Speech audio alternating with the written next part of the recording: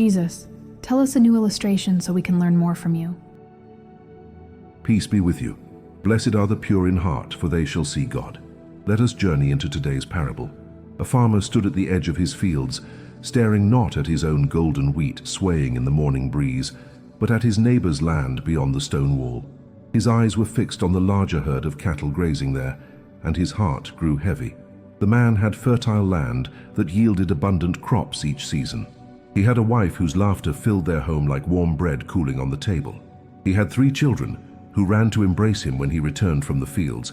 He had strong arms, a sound mind, and not a single debt to any man. Yet every morning he woke with a knot of bitterness in his chest. His wife noticed it first. "Husband, why do you sigh so deeply? Our harvest was plentiful this year." He waved his hand dismissively toward the northern fields. "Look at our neighbor's herd. 20 cattle while we have only 5. How can I be satisfied when he has so much more?" She touched his arm gently. "But our 5 give us milk and cheese aplenty. We lack for nothing." He pulled away, his jaw tight. "You don't understand." The next week, the farmer stood at his southern border, staring at his neighbor's house. The dwelling was twice the size of his own, with carved wooden beams and painted shutters that gleamed in the sun. His own home seemed suddenly small and shabby in comparison. That evening, his wife prepared his favorite meal. The aroma of roasted lamb and herbs filled the room. The children gathered around, eager to share stories of their day. But the farmer barely touched his food. "What troubles you now?" his wife asked, her voice softer, more worried. "Our neighbor to the south has built a grand house. Look at our humble dwelling. The roof leaks when it rains. The door creaks on its hinges." His eldest son spoke up. "But father, we repaired the roof last month, and you taught me how to oil the hinges. We did it together, remember?" The farmer's face hardened. Silence. A child cannot understand a man's burden. The boy's smile faded. His wife's eyes glistened with unshed tears. They finished the meal in heavy silence. By the 3rd week, the farmer could no longer work his own land without stopping to observe his western neighbor's children. They walked in perfect lines to the market. They spoke in hushed, respectful tones. They never ran or shouted or played in the dirt like his own children did. One evening, his youngest daughter tugged at his sleeve. "Papa, will you come see the flowers I picked for you?" He barely glanced at her. "Not now, can't you see I'm busy?" "But Papa, you always—" "I said not now." The little girl's lip trembled. She dropped the wildflowers on the ground and ran inside, sobbing. His wife gathered the scattered blooms, each petal crushed from the fall. She said nothing, but her silence cut deeper than any words. The farmer's heart had become a dark room with no windows, where no light of gratitude could enter. He stopped seeing his wife's smile. He stopped hearing his children's laughter. He stopped feeling the warm earth beneath his feet. Every blessing in his hands turned to ash because his eyes were always looking elsewhere, always comparing, always measuring his life against others and finding it lacking. Then one day, a stranger appeared at his gate. The man wore a traveler's cloak, dusty from the road, but his eyes were clear and penetrating like deep wells that could see to the bottom of a person's soul. "I've been watching you, farmer," the stranger said. "I don't know you. What do you want?" "I bring a gift. I can see your heart is troubled. You look at others and feel that life has been unfair to you." The farmer's face flushed.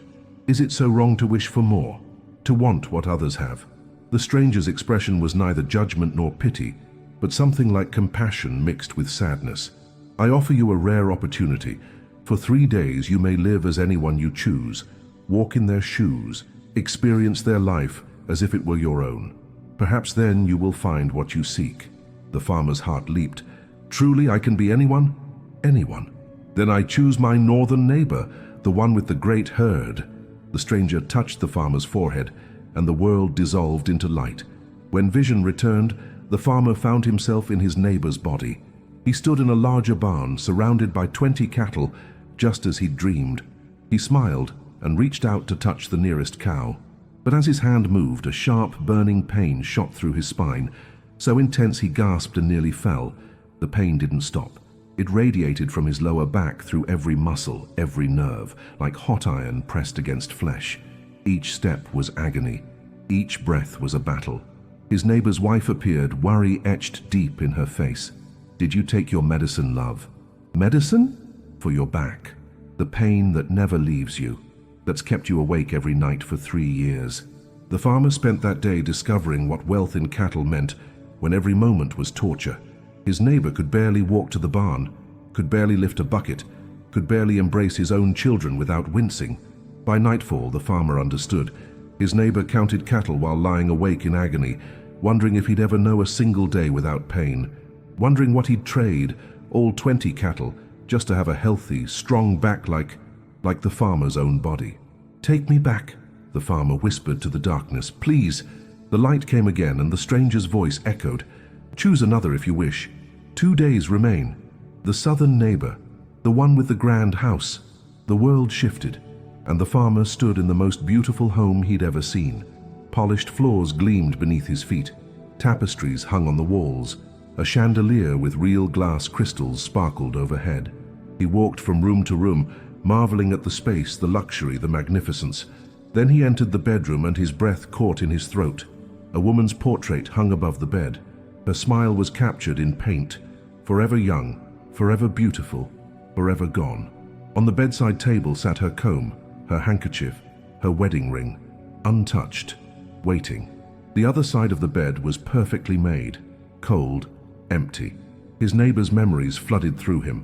The sickness that came suddenly, the prayers that went unanswered, the funeral on a grey morning, the return to this grand house now a monument to loneliness. Every beautiful room was an echo chamber of absence.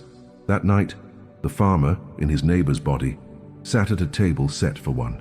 The finest dishes, the finest wine, the finest foods, all tasting like dust in his mouth. The house was so quiet he could hear his own heartbeat.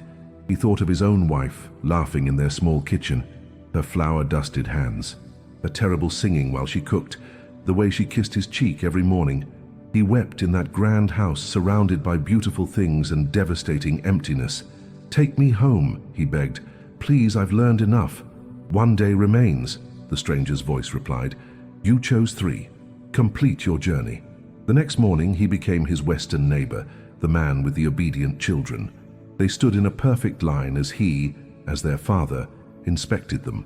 Not a hair out of place, not a word spoken without permission. They said yes, father, and no, father, and never laughed, never played, never ran wild in the fields. He spent the day watching them flinch when he entered a room, saw them tense when he spoke, realized that their obedience was not respect but fear. That evening, he overheard his youngest son, his neighbor's son, crying in the next room. "I wish Papa was different," the boy whispered to his brother. "I wish he was like the farmer." His children hug him. They laugh with him. They're not afraid. The words pierced like arrows. His neighbor had order but no love, obedience but no joy. Perfect children who would never willingly embrace him, never share their hearts with him, never remember him with warmth when he was gone. That night the stranger appeared again, and the farmer didn't wait to be asked. "Take me back. Take me back to my own life. I've been a fool." The stranger's form began to glow, brighter and brighter, until the farmer realized this was no ordinary traveler. Wings of light unfurled from his back. His face shone with an otherworldly radiance. "I am a messenger," the angel said, "sent to open your eyes. But there is one more thing you must see." The angel waved his hand, and visions appeared in the air like windows into other lives. The farmer saw his northern neighbor lying awake in pain, staring at the ceiling, whispering, "I would trade everything for a healthy body like the farmer has." He saw his southern neighbor alone in his grand house, clutching his dead wife's handkerchief, praying, "I would trade this entire house for a simple home filled with love like the farmer has." He saw his western neighbor watching the farmer's children play in the fields, tears streaming down his face. "I would trade my children's perfect obedience for real love like the farmer's children show him." The angel's voice was gentle but firm. "While you envied them, they envied you. While you counted their blessings, they counted yours. While you despised your own life, they desperately wished for it. Each of you saw only what the other had, never what you yourself possessed." The light grew blinding, and then the farmer was standing in his own field, in his own body, under the familiar sky. He fell to his knees, his hands plunging into the rich, dark soil of his own land.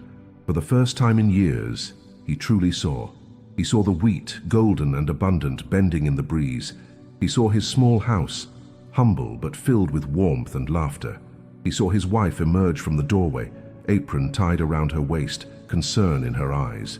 He saw his children running toward him, arms outstretched, calling, "Papa, Papa." He opened his arms and they crashed into him, all three of them, their small bodies healthy and whole and filled with life. His wife knelt beside them, her hand on his shoulder, and he covered it with his own, his strong, capable, painless hand. Tears streamed down his face.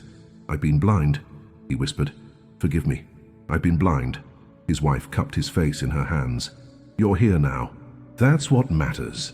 That evening they gathered for a simple meal, bread and cheese and vegetables from their garden, but the farmer tasted each bite as if for the first time.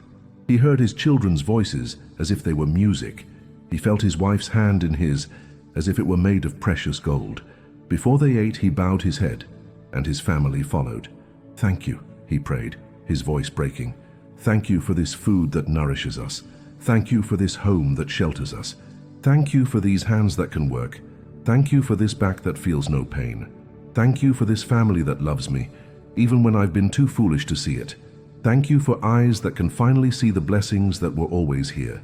From that day forward, the farmer still worked his fields, but now he worked with gratitude in his heart. When he passed his neighbors, he no longer looked at their lives with envy, but with compassion, understanding that every person carries burdens unseen. He tended his own garden, counted his own blessings, and found that when he stopped comparing, his life transformed from poverty to richness without a single thing changing except his eyes. Do you see now? Do you understand what blinds you? The thief that steals your joy is not lack, but comparison. When you measure your life against another's, you lose sight of the unique blessings the Father has given you. Every path is different. Every journey is sacred. What appears as blessing in another's life may carry sorrows you cannot see, and what appears as lacking in your own life may be the very treasure others pray for. Stop looking over the wall at your neighbor's fields. Tend your own garden. Count your own blessings. The Father gives each of us exactly what we need, but we must have eyes to see it. And in the Holy Scriptures it is written in 1 Thessalonians chapter 5, verse 18, "Give thanks in all circumstances, for this is God's will for you in Christ Jesus." The grateful heart is the seeing heart, and the seeing heart discovers that it has been standing in paradise all along. Peace be with you.